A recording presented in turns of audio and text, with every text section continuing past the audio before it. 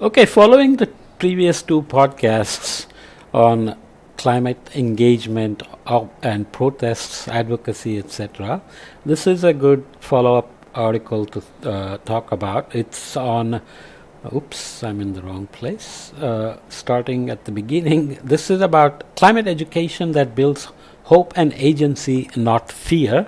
Very much focused on the US, so it should be okay, but obviously you have to make it region specific by taking the process and implementing it in your system. Reframing climate change education around a message of hopeful alarm not only will underscore the threats we face, but will also show students how they can act to shape the future. So, as we saw in the previous podcast, some of the barriers is where people thought there is not much they could do, that what they do doesn't matter, and that's scientists. So imagine kids. So if we, with all the climate anxiety that we talk about, all the alarming news about climate change, climate impacts, and so on, if many are feeling hopeless and that they have no agency, they have no way to act, even if they are willing and able, then you get into this fear mode. You don't want flight or fight or flight mode. You want rest and digest mode. So you can follow up on that separately, but this article came out last year, but I'm a bit behind on recording these things. This is a good example of agency. Students in an ecology of urban environments course at Concordia University in Montreal, Canada, plant a campus garden, the outcome of a final project in collaboration with the university's Office of Sustainability. Student projects were guided by the climate goals of the university's Sustainability Action Plan and focused on emissions reductions, for example, through reduced lawn maintenance and climate change adaptations, such as increased vegetation cover to reduce urban heat. Okay, I have a whole section on the sustainability, on campus sustainability, campus net zero, and so on, but here we are focused more on education. I'm going to take just bits of the text as usual and be brief. Students are a vital demographic to reach as we shift the prevailing messaging of climate communication. Obviously, you want to train students in climate action, if not in the climate change education, but climate education, but overall education as well. And here it says, so although challenging climate change denial may still be necessary in some contexts, scientists, educators, and others who communicate about climate science face a new challenge: the clear gap between the public's concern over climate disruptions and its understanding of what can be done today to affect our tomorrow. So who will do it and how to do it? We must better convey to audience the needed changes in energy sources and land use, for example, and that humanity can indeed influence the scale of disruptions that unfold. It's time to reorient our messaging, focusing less on predictions of future hazards as though they are a foregone conclusion. Instead, communicating a hopeful alarm. This is the terminology they like, hopeful alarm, that simultaneously stresses the urgency of the situation and instills a sense of agency in guiding the future, that they are part of the solution, they can be part of the solution personally, and so on. So this relates to what we said before about focusing on predictions of future hazards, and with each disaster like the Spain flood that just happened or landslides in India, climate change scientists come on TV and say this is what happens with climate change and it will only get worse, without saying what are we doing right now? Did we predict it? If we did, why was there such a disaster still? What is missing? And so on, right? So this is again coming back to education. The hopeful alarm approach is basically we must be a beacon of hope, because if you tell people there's nothing they can do, they will do worse than nothing. Margaret Atwood said that in The Year of the Flood. So you know her. Very good writer. If hopeful alarm sounds like Pollyannaism, Pollyanna, as you know, is super optimistic person that is unrealistic to some extent.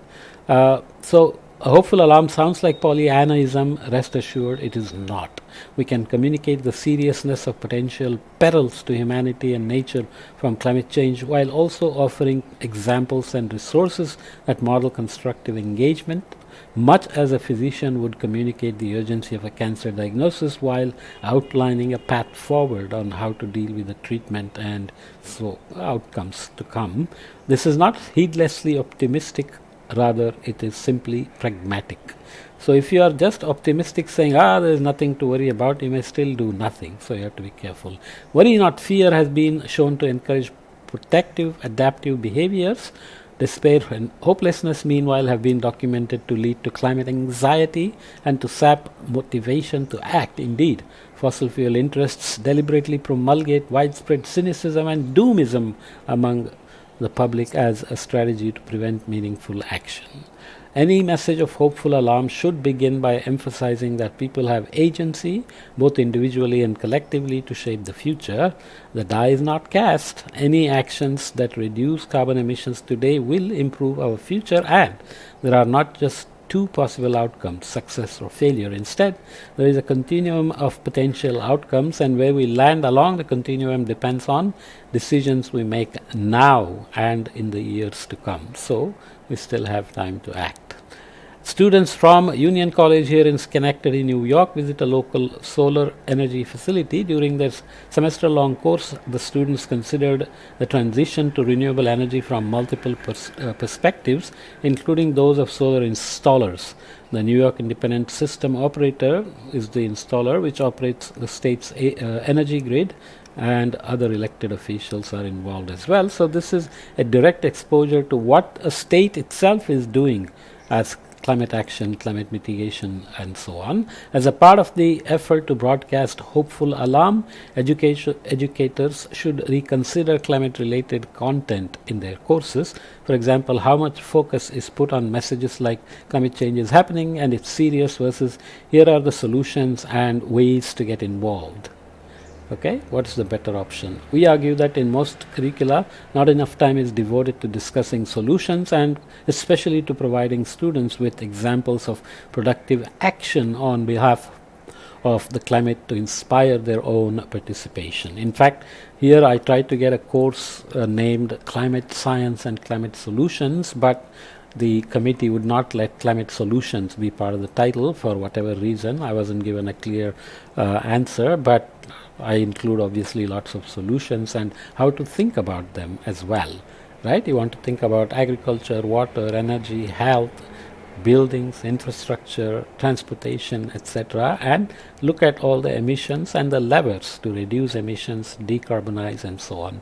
That's a better approach, especially in a technology institute where I am. So bringing climate, so there is a lot of detail in the paper that I'm skipping. They use Greta Thunberg and Catherine Hayhoe, they are climate communications. Greta Thunberg is now a brand name across the world. So their example is used to show how agency is possible, how participation and impact is possible. Bringing climate action into the classroom, then, many options exist by which educators can incorporate discussions of climate action into courses of different sizes, durations, and levels. All this is aimed at college level education, but they say that this can be applied to lower levels as well. Many options exist by which educators can incorporate discussions of climate action into courses of different sizes, durations, and levels. Here, as we said, even single class sessions that include sharing examples of role models and mitigation actions can make a difference for students.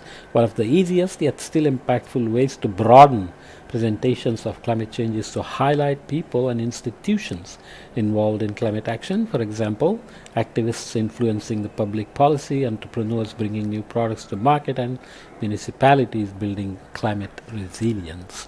Examples abound about mitigation. Adaptation is very local, regional specific, so those are also there that students can be exposed to. Overall, just as an example, ideas for incorporating climate action, time available in course format here, single class lecture courses on spotlighting a specific person or an example of action or mitigation, highlighting other larger scale problems that have been effectively addressed through science-based action and policy, such as ozone hole, invite students to pose questions about climate change. 1 to 3 classes, lecture courses. So detail a case study of potential mitigation actions, such as the one outlined by the project Drawdown, which I have as a full series of podcasts on my channel that you can look up, and I keep adding more recent findings to that as well.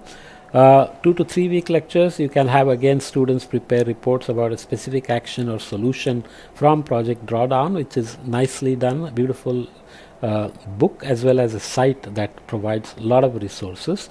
Demonstrate effects of various potential policies on climate change projections using Climate Interactive's On-Roads tool. So there are many interactive games kids can play. Game theoretic approaches and agent-based models are used by many people who worked with Elinor Ostrom and so on about sustaining the commons, etc. 2 to 3 week courses in small class sessions. Visit and discuss climate action with local stakeholders such as municipal officials, entrepreneurs and activists. Direct a climate negotiation simulation using Climate Interactive's World Climate Simulation. Greater than 3 weeks in small or large course with lab sections. Calculate campus emissions budget from campus data, including for electricity, heating, cooling and transportation. This is very critical. Develop proposals to educate campus carbon emissions following examples such as Shut the Sash project. Entire semester in a class. Facilitate internships or service learning with local stakeholders, municipal officials or the environmental organizations. I'm reading them fast, but you get the idea that there are many tools online available. Instructors can offer students more in-depth analysis of how carbon emissions can be targeted. For example, students can evaluate carbon emitting activities and consider how those activities could be more efficient. Project Drawdown, which highlights dozens of specific actions across a range of sectors that reduce emissions or enhance natural carbon sinks. And Project EDDI, which provides curricular modules and teaching activities, for example, exploring green roofs as a solution to climate-induced precipitation changes, are great resources from which to draw. Instructors can also emphasize the rapid growth in emissions reducing technologies using business-focused analysis to counter perceptions that controlling carbon emissions is dependent solely on government largest, that government subsidies are needed. So there are many details. Green infrastructure or green solutions often are not as effective as we think, but that's not the point. The point is to expose kids to those solutions and let them figure out whether they can improve them and what is wrong with them, how they can be improved, etc. Simulations and service learning. Educators can engage students in immersive simulation exercises that illustrate emissions policies and their consequences. For example, in Climate Interactive's I've messed this up somehow. I don't know why I did that. Sorry about that.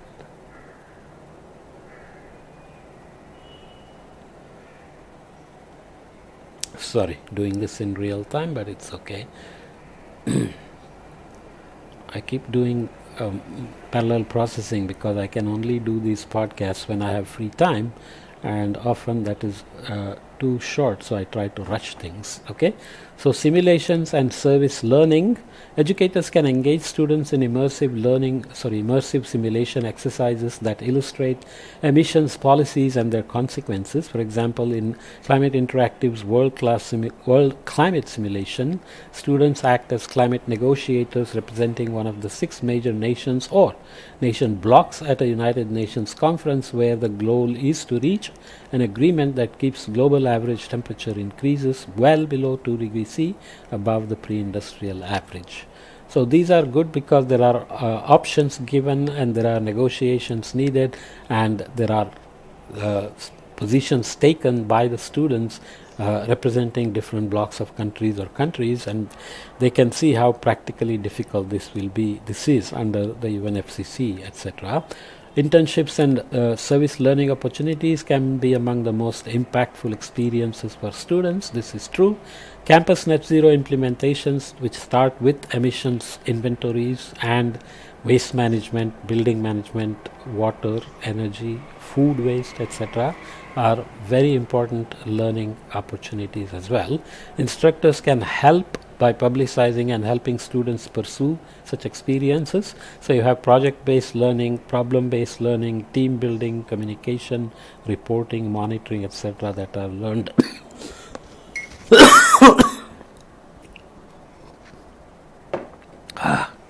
I have a little bug I got from the vacation. They also gain an understanding of how concrete policies can make a difference in real-world settings. Seeing how such internships have influenced students' future career paths have been among our most rewarding mentoring experiences. This is what the authors say from their example. So here are two Union College students participating in a climate interactive world climate simulation, detailing their nation block's pledge to reduce carbon emissions to their fellow representatives in a mock United Nations conference. These are very good learning experiences. I already mentioned internships. Finally, educators should encourage students to share with others what they have learned about the urgency of climate change and about ways to combat it. For example, students can email or write postcards to local stakeholders or decision makers about the need for action. We also encourage students to view themselves as nerd nodes, trusted sources on science for people in their networks, and to begin conversations with family members and others in their community about climate change.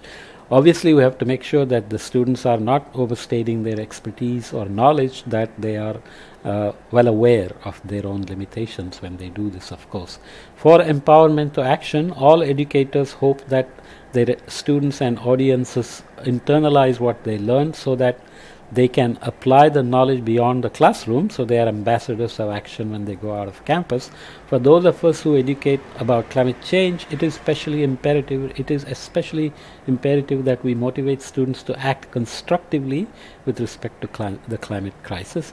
I've always hated this word crisis, but nonetheless, constructive behavior is very important, because a constructive person will always be ready for teamwork, always be positive, never feel insecure, and so on. The concept of hopeful alarm reflects the rapid and dramatic shift in public attitudes about climate change in recent years.